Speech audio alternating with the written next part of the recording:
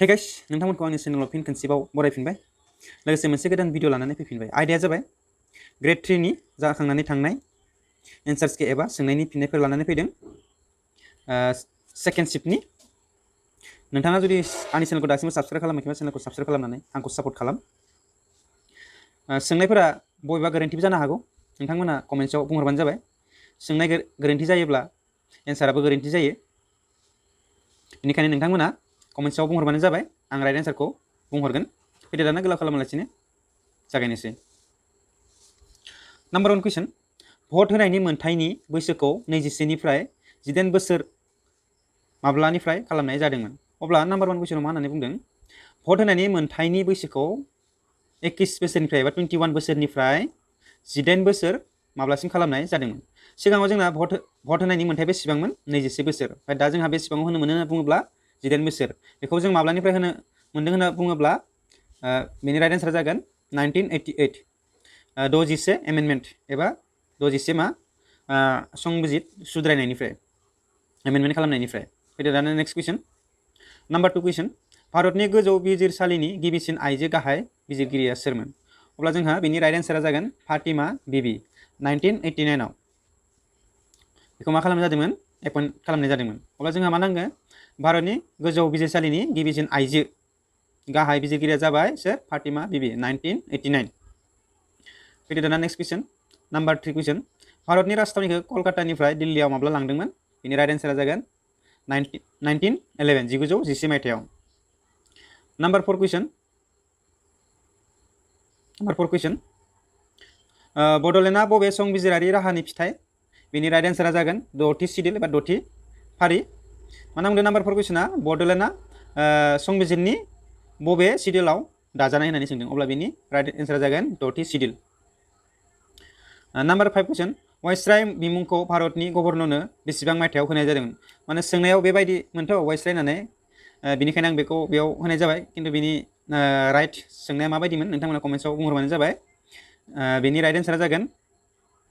1858 lord केनिं first वाइसरय बेनो भारतनि मामोन वाइसरयमोन टाइटेल मोननाय बा बिमुं मोननाय वाइसरय बिमुं भारतनि गभर्नरनो 1858 मायथाइयाव होनाय जादोंमोन सोरनो होजेननाय जादोंमोन लर्ड केनिंनो फैदो दाना नेक्स्ट कुइसन नाम्बार 5 कुइसन पाक्यं एयारपर्टआ बबेयाव दङ बेनि राइट एन्सारा जागोन सिक्किम पाक्यं एयारपर्टआ जाबाय सिक्किमाव दङ फैदो दाना नेक्स्ट कुइसन नाम्बार 7 कुइसन नाम्बार 7 कुइसनाव मा बुंदों गेंटक इम्फल आगरतला डिमापुर अब्ला जोंहा मा गोरोबैखौ सायख'नांगौ अब्ला जोंहा बेयाव मा जाना दङ गेंटक इम्फल आगरतला बेफोरो मा मोनसे केपिटेल बिसोरनि स्टेटफोरनि आरो डिमापुरा मा बे मोनसे केपिटेल नङा होमबा बे मोनसे टाउन जोंथ' बेखौ मिथिखायो गेंटकआ मानि केपिटेल सिक्किमनि नङा होमबा इम्फला जाबाय मणिपुर आगरतला जाबाय त्रिपुरानि आरो डिमापुरा जाबाय आसामनि मोनसे मा टाउनसो नङा होमबा बेनिखायनो बिनि गोरोबैया जाबाय डिमापुर बेनि राइट एन्सारा जागोन डिमापुर नाम्बार 8 कुइसन लाई हार'आबा बबे हारिनि फोरबो बेनि राइट एन्सारा जागोन मैतै हारिनि मा लाई हार'आबा हारिनि फोरबो बेखौ बबेयाव फोरबोखौ फालियो होनना बुङोब्ला जोंहा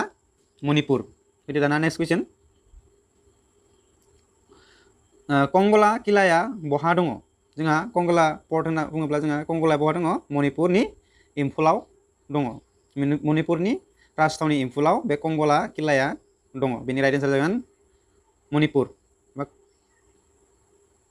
नाम्बार 10 कुइसन तीर्थकरफोरा बबे धोरोमजों सोमोन्दो दङ बेनि राइट एन्सारा जागोन जैनिज्म तीर्थकरफोरा जैन धोरोमजों सोमोन्दो दङ आं बिदिनो नोंथांमोननि सेराव 2020 फुंनि आरो बेलासिनि गासैखौबो लानानै फैजोबगोन आरो फैबाय थानाय ड्राइभारनि थाखायबो आं सोंनाय फिननाय लानानै फैगोन नोंथांमोना जुदि आंनि चेनेलखौ दासिमबो साबस्क्राइब खालामाखैबा चेनेलखौ साबस्क्राइब खालामनानै आंखौ सापर्ट खालाम दाना नेक्स्ट कुइसन नाम्बार 11 कुइसन गाहायाव होनायनि बबेयो बांलादेशजों नांजाबनाय नङा अब्ला जोंहा बेयाव मोनब्रै अपसन होनाय दंखायोमोन नङा होमबा अपसनाव मा होनाय दंमोन जोंहा मणिपुर त्रिपुरा मेघालया आरो मा मिजोराम दङमोन जोंहा बेनि राइट एन्सारा जागोन मणिपुर जोंहा मणिपुरा मा बांलादेशजों नांजाबाखै फैदो दाना नेक्स्ट कुइसन नाम्बार 12 कुइसन आकबर आरो हिमुनि गेजेराव नैथि पानिपतनि दावहाया बबे मायथाइयाव जादोंमोन बेनि राइट एन्सारा जागोन 1556 तारिखा जाबाय अक्ट'आ जाबाय 5 नभेम्बर 1556 मायथाइयाव मा आकबर आरो हुमायूननि गेजेराव नैथि पानिपतनि दावहाया जादोंमोन। अब्ला जोंना नाम्बार 13 कुइसन बिसायख'थियाव नटाखौ माब्लानिफ्राय जागायजेनदोंमोन। अब्ला जोंहा मा जोङो भट होनो थाङोब्ला जोंहा मा मोनसे नटा होनाय अपसन मोनो नङा होनब्ला बे नटा होनाय अपसनखौ बे माब्लानिफ्राय एबा बेसेबां मायथाइनिफ्राय जोंहा बे अपसनखौ बाहायजेनदोंमोन होनना बुङोब्ला जोंहा बेनि राइट एन्सारा जागोन 2013 निफ्राय एसेम्बलि इलेक्सननिफ्राय। फैदो दाना नेक्स्ट कुइसन नाम्बार 14 कुइसन बबे केरेलानि मुंदांखा फालिनाय फोरबो एबा बबे केरेलानि बा केरेलाजों बबे फोरबोआ गोरोबो होनना बुङोब्ला जोंहा ओनाम। जोंहा ओनामानो मा केरेलानि मुंदांखासिन मा फोरबो फालिथाय फोरबो बेनि राइट एन्सार जागोन ओनाम। नोंथांमोना बे नाम्बार 14नि कुइसनखौ गोरोन्थि जादोंब्ला एबा जायाखैब्ला नोंथांमोना कमेन्ट्सआव बुंहरबानो जाबाय आं रिप्लाइ खालामगोन। फैदो दाना नाम्बार 15 कुइसन बबे सावथुनाव जुबिन गार्गआ गाहाय फावगिरि जादोंमोन। अब्ला जोंहा मा नांदों नाम्बार 15 कुइसनाव बबे सावथुनाव जुबिन गार्गआ गाहाय फावगिरि जादोंमोन एबा खालामदोंमोन। बेनि राइट एन्सारा जागोन मिशन चाइना। जोंहा मा मिशन चाइना सावथुनाव जुबिन गार्गआ गाहाय फावगिरि जादोंमोन एबा खालामदोंमोन। नाम्बार 16 कुइसन आसामनि 2021 आरो 2022 बाजेटखौ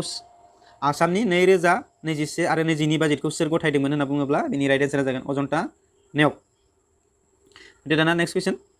नाम्बार 17 कुइसन आसामनि गोजामसिन थाव सोदांग्राया बबे। जोंहा बयबो मिथिखायो नङा होमबा दिगबय। जोंहा बेफोर सोंथिफोरा खनले फैबाय थाखायो।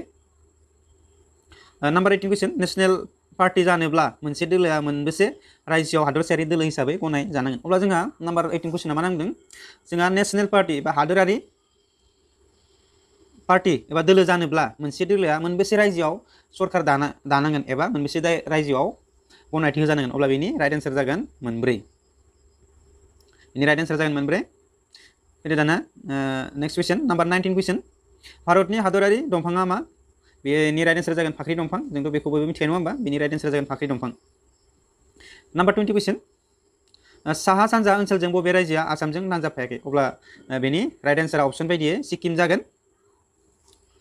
दिनैनि भिडिअआ एसेबाङानोसै। भिडिअखौ नायनानै मोजां मोनदोंब्ला लाइक खालाम शेयार खालाम आरो चेनेलखौ दासिमबो साबस्क्राइब खालामाखैबा चेनेलखौ साबस्क्राइब खालामनानै आंखौ सापर्ट खालाम। आं बिदिनो नोंथांमोननि सेराव गोदान भिडिअ लानानै फैबाय थागोन गासिबो एग्जाम्सफोरनि थाखाय आरो फैबाय थानाय ड्राइभार आरो DHS 4 ग्रेडनिबो भिडिअ लानानै फैगोन। नोंथांमोना चेनेलखौ साबस्क्राइब खालामनानै सापर्ट खालामबानो जाबाय। बेनि थाखाय एसेनोसै।